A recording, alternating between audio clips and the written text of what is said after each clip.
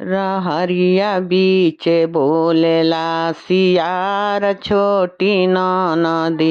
रहरिया बीचे बोलेला सियार छोटी नदी।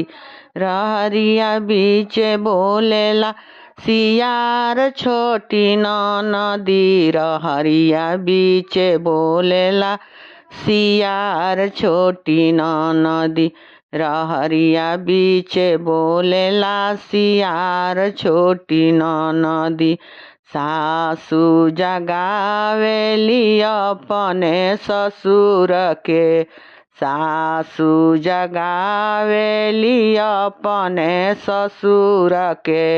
अपने करेली राखवार छोटी नदी। अपने करेली राखवार छोटी नदी।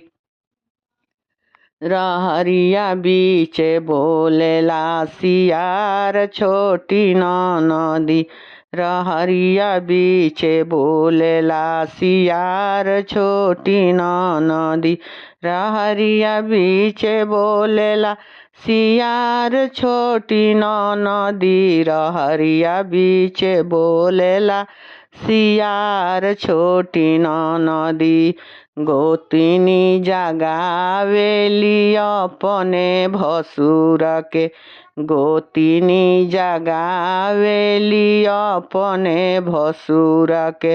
अपने भसुर के होय अपने भसुर के। गोतिनी जगावेली अपने भसुर के। अपने करेली राखवार छोटी नदी। अपने करेली राखवार छोटी नदी।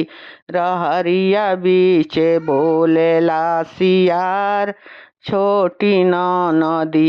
रहरिया बीचे बोलेला सियार छोटी नदी। ननदो जगावेली अपने भैया के। ननदो जगावेली अपने भैया के। अपने करेली राखवार छोटी नदी। अपने करेली राखवार छोटी नदी। रहरिया बीचे बोलेला सियार छोटी नदी।